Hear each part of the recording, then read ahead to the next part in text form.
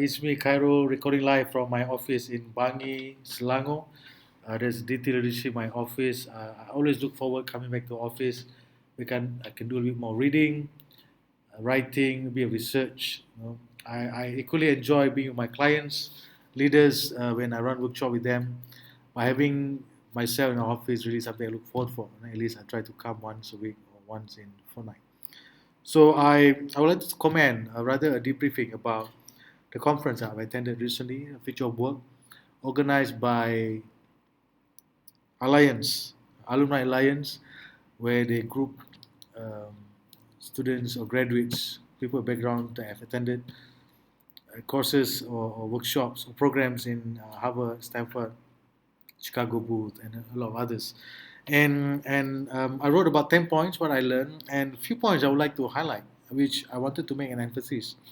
Number one is convergence of digital design and wide distribution network. And this is an important point because we are living currently in the digital world. And if you go in the urban, you get to see that a lot of us are very familiar with this digital. However, when you go to the suburb or non-urban area, digital is something that is uncommon. And this is the part that we need to have a lot of advocacy. Other than go on YouTube, other than go on WhatsApp. Going digital is a necessity. Just like your water access, electricity access, and there's such a term called internet deficit, right? So this is where you really need to make sure that the communication of digital not just go in the urban, but also go into the suburb. I once had experience working with students many years ago where the lecturers, the teachers actually were worried about the students because they save money, they don't eat for months, to save money to buy a smartphone.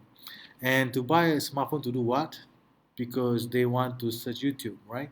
So other than awareness is good, we also need to make sure that the content, the awareness is go beyond just having a smartphone or having an internet, but rather pushing a content, something that is very useful where they can upskill themselves. Right? So that's the first point. So this convergence and this is a wide distribution, and I personally like in a number of suburb area now where they have a lot of good access of internet. That's great. And point number two, I think is quite straightforward. Aligning skills and business strategies, I think will reap dividend. That's definitely. I would like to comment on number three, personal investment. You see, my company and myself, we run a lot of coaching for leaders, executive managers. We usually like to advise the leaders. You are here because you're very lucky, because your company willing to spend money to develop you. But the thing is, you shouldn't just wait for this kind of session to learn. The learning is all day long, is lifelong, right? So you shouldn't just wait for this kind of program to learn. You should have another mechanism like reading, go to other conference, go to other people's conference. Let's say you have an engineer, you shouldn't just go to your own conference, engineering conference. You don't learn much. You know a lot of the things already. What you should be doing, you should go to the law conference, the IT conference, blockchain. You should go to property. So these are other areas, or medical. No, medical in engineering is something that I always wanted to marry these two fields altogether. So this is where you need to make personal investment to risk yourself. You shouldn't just wait for the formal courses sent by a company. No, only then you will learn, right? And I like to number five. I really like that the Future of Work conference invited is one doctor, I think Dr. Dini, who is working with Yayasan Chowkit. I think that's very important piece of talent, future of work, because this talent normally feel displaced, isolated, and of course nothing could beat a deeper conversation. But to make it short, we should include this group of communities as part of our plan in talent development, right? Engage them, reach out to them, offer them something that they can buy. For example, a simple skill workshop, simple skill access to online programs, for example. And I really hope the corporates are putting more effort in developing inclusion, particularly in educating this group. I think it's enough for us to give them food, which is a necessity, but rather we could alternate other areas like teaching them skills, sponsor some programs, online programs that they can use to better themselves, to get out and to see other parts of the world, sponsor internet access. Maybe this could be some areas. And while we definitely support communities to stand up with their own food, in Malay called berdikari, berdiri di atas kaki sendiri. However, there certain communities need to be protected. Not certain communities need to have certain hands go and reach out to them and pull them out of their communities and go to other places where they can learn, open up themselves, and mix with others. This is a very useful technique or strategy that we can use to build inclusion. Because the thing is, some of this community, I could tell that they are actually in a vicious cycle, because that's how they've seen it. They were born probably on the street. They think that's how it's always been done, and that could be the only opportunity. So this is where people like us who have changed, who have come out from our own vicious cycle, and we could help them back again, right? And point number 6, I think, is a good point brought up by ABS about autocratic. Certainly, there are certain situations that you really have to be autocratic. I took a course on hypnosis some years ago.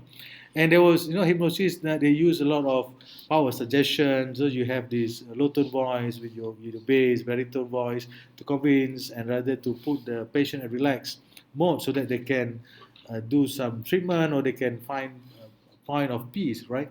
But the thing is, I had one of my coursemates ask, what if in accidents, you don't have time to say, be quiet, feel, no. So this is where the autocratic come. This is where you need to tell the patient because they had an accident, they are very worried, they are fear, they feel pain. So you need to use the autocratic leadership to them to get them focus on you to make decision, right? So number 7, I really like human resource a lot. Again, I personally think human resource is very challenging these days, and I think they really need to do more, particularly in development of the non-tech folks. I'm a champion of non-tech folks. I call it NTF. I see a lot of program in tech people. I do go to this conference talk sometime on blockchain, IoT, big data, machine learning, virtual learning, AR, VR, all this. This is great. This is great opportunity, reskilling. However, we should not forget and we should include what we call the non-tech folks as well. Upskilling them, give them a learning program on innovation, change, upgrade themselves, give them some attention. And we call it non-tech folks because they come with a lot of insecurities as well because they've been told that if they don't back up they might lose their job. Look at the banking sector, they're cutting back a lot of branches. Look at the manufacturing, they're cutting back a number of people in the name of upgrading machines, manufacturing, smart manufacturing, all this. So we need to focus on the non-tech folks people as well. How can we reskill them? If you take a book by Klaus Schwab on Industry 4.0, he said a lot. There are 3 main criteria, and one of it is to make sure that human-centered solutions. And we should also bring inclusion. We need to make sure that the people that are with us can be upskilled and they can also reap the benefits of going forward. This is what I call non-tech folks. And number 8, I think it's very clear, technology definitely will help us bridge to make human connection. I like it very much when I read case studies by in a book by Kai-Fu Lee, Artificial Intelligence. It's a great book, really great book. I like the twist of a few chapters behind. It's very interesting. I keep it with myself. I think you should read it as well if you have time. And in that book, he says that how does the AI, how does the technology could now help be integrated together with the human by giving human the opportunity to live a better life, instead of robbing the human job. The AI, the technology, robots, all these will complement, integrate in our life. That's very interesting. Number 9, something I'm very passionate about. I work with a lot of leaders, coaching them on innovation. And many of these leaders, they are non-tech folks. They come from account background, most of them, auditors, HR, business, sales. They're so worried about tech. Why? Because the tech papers proposal come on their desk and they got to make decision. But the thing is, they're not as savvy as people in the proposals or proposing those proposals. So what we coach them is to how they can invite more information, how they can invite more through conversation about how those proposals can help them innovate better. I mean, the company achieve greater numbers of, it could be a bottom line, it could be a certain strategy, it could be a market share. So number 9, this is where the antiquated leaders of the past, or rather leaders that have thinking of the past, where they want to control everything, where it's only about me, myself, and I, or it's only about you follow what I said, not what I do. So this is where the I call it antiquated leaders really need to move forward.